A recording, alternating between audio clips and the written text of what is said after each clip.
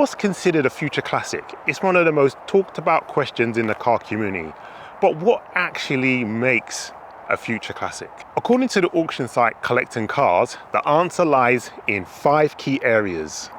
The first is design, second, performance, third, rarity, fourth, cultural impact, and the fifth one, technological impact. They also have a list of 10 cars that they believe are future classics. Those cars are the Toyota GR Yaris, Lotus Exige Sport Final Edition, Suzuki Jimny, Alpine A110, Ford Bronco, BMW M5, Land Rover Defender 90, BMW i8, Ariel Atom, and the Alfa Romeo 4C. But they missed one. A car that doesn't just share these traits, but it shines and excels in all of those areas. It's fast, compact, powerful, rear-wheel drive, and it's loved by enthusiasts all over the world. And it's one of the top cars on the Nürburgring. I give you the BMW F87 M2. In this video, I'm going to break down why I believe the BMW M2 fits every one of those traits, from design, performance, rarity, and cultural impact. I'm also going to talk about prices for the BMW M2, where they are right now, where I think they're heading, and why right now might be the best time to get yourself a BMW M2. And for full transparency, my one is up for sale. I'm going to put a link in the description below to the Auto Trader ad if anyone is interested. My name's Trevor Joseph, you're watching Rolling Slow Media, and is the BMW M2 a future classic?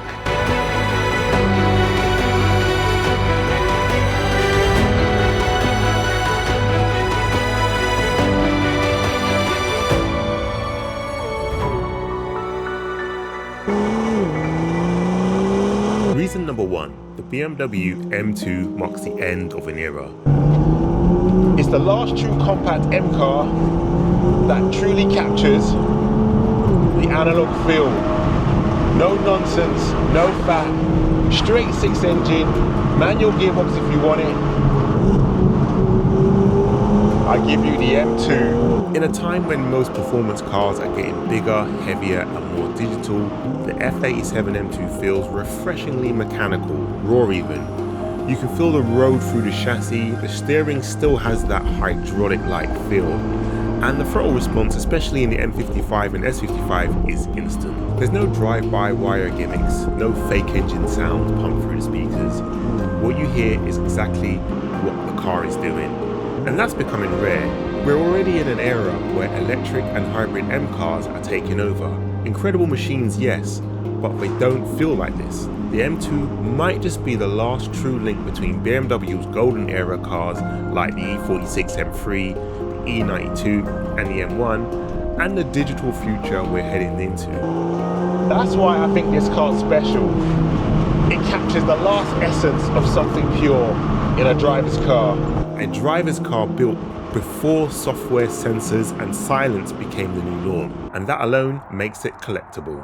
Reason number 2, performance and balance. BMW absolutely nailed the formula here. Compact design, short wheelbase, rear wheel drive, and that unmistakable straight 6 soundtrack. It's the perfect balance between everyday usability and pure driving pleasure. Even this original OG N55 M2 delivers 365 horsepower, enough to make every drive exciting, but never so much that it feels unmanageable. Then comes the competition with the S55 engine from the M3 and M4 that kicks out 404 horsepower, sharper throttle response, and has tighter suspension. And finally, the M2 CS, the most focused version of them all. But what really makes this M2 special ain't the numbers, it's the way it makes you feel. Woo! The balance between power and chassis is near perfect. You can push it hard and still feel in control. It's playful, predictable, and incredibly rewarding. It's one of those cars that makes you a better driver. It talks to you for the steering wheel, the pedals, and the seat. Oh God, I love this car. And whether you're on a Sunday B road, a track day, or just a daily commute, the M2 manages to feel alive every single time you drive it. It's not the fastest M car by any means, it's not the rarest, but it might just be the sweet spot, the perfect mix of performance, size, and driver connection that BMW has ever built. Reason number 3, rarity and collectibility. Now the M2 isn't rare like a limited run hypercar is, but within the M division's history, it already stands out as a car in small numbers and with serious enthusiast demand. Production of the F87 ran from 2016 to 2021, and during that time BMW gave us 3 main versions. The CS had a global production run of just around 2,200 units worldwide, fewer than many classic M cars before. Even the competition models, while more common, were only built for a few short years before BMW moved on to the new G87 generation, which we shall feature on the channel one day. And that's where collectibility really starts. Because the F87 M2 isn't just a car that people like, it's one of the last M cars built before the brand fully leaned into turbocharging, hybrid systems, and bigger dimensions. It represents something finite, and collectors love the last of something. You can already see it in the market. Prices for clean, low mileage examples, especially manuals, have stopped falling. In some cases, they're even beginning to climb. That tells you everything you need to know. This isn't just another fast BMW, it's a car people are starting to preserve. And once the shift happens between being driven hard, being stored carefully, that's when a car truly crosses in to classic car territory. Reason number 4, cultural impact. If you spend any time in the car scene, online or in real life, you'll probably notice one thing. The F87 M2 has become a bit of a cult hero. It's a car that every driving enthusiast seems to respect, from YouTubers and journalists to weekend track regulars. It's appreciated, it's usable, and it looks aggressive without even trying hard. Scroll through Instagram or YouTube and you'll see countless M2 builds, wide body kits, carbon wings, track setups, stance culture, everything. The online presence has cemented its identity as the modern driver's car. But the cultural weight goes beyond aesthetics and social media. The M2 represents something enthusiasts are afraid of losing, that raw mechanical connection between a driver and the machine. It's the car young enthusiasts dream of owning one day, and the one seasoned drivers buy because it reminds them of what cars used to feel like.